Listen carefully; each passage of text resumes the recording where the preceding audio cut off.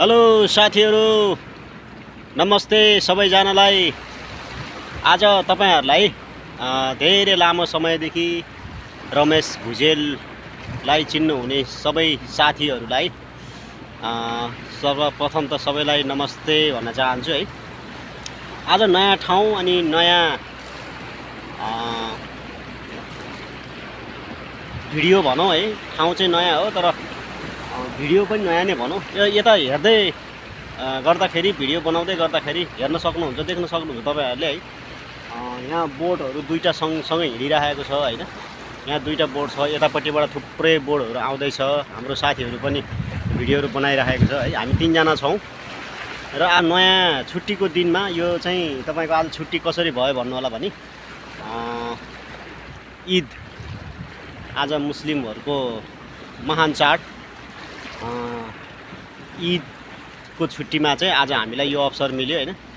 र अनि सबैजनालाई मुस्लिम साथीहरुलाई चाहिँ ईद मुबारक है। अनि तपाईहरुलाई आज हेर्नुस्, धेरै लामो समयदेखि तपाईहरुलाई मैले कुनै भिडियो देखाउन सकेको थिएन। कुनै समय व्यस्तताको कारणले गर्दाखेरि भिडियो बनाउन सकिरहेको थिएन। आज तपाईहरुलाई यो लुक्स, यो समुद्रको छेउ र यतापट्टि पुरै पहाडै पहाड छ। यता हेर्नुस् है, हामी पहाडको बीचमा छौं र यता मुनिबाट पानी समुद्र छ।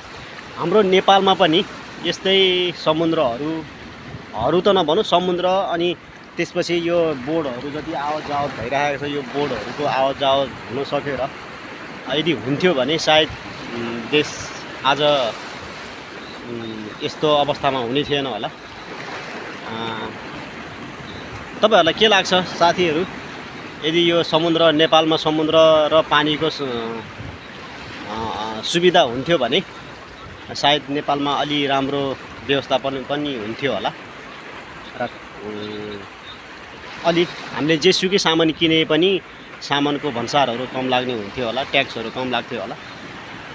त्यसैले गर्दा यो जनहितको लागि, जनचेतनाको लागि र हाम्रो देश नेपाल, जबकि आज 2/3 सरकार ओली बाजे र शेर बाजे दुईजना हुनुहुन्छ, उहाँहरूले पनि कुनै विकल्प छ भने यो पानीलाई, नेपालकै पानीलाई सदुपयोग गरेर यसरी बोर्ड आवत जावत गर्न सकिन्छ भन्ने मेरो मान्यता र असम्भव केही पनि छैन भन्ने मान्यता पनि हो।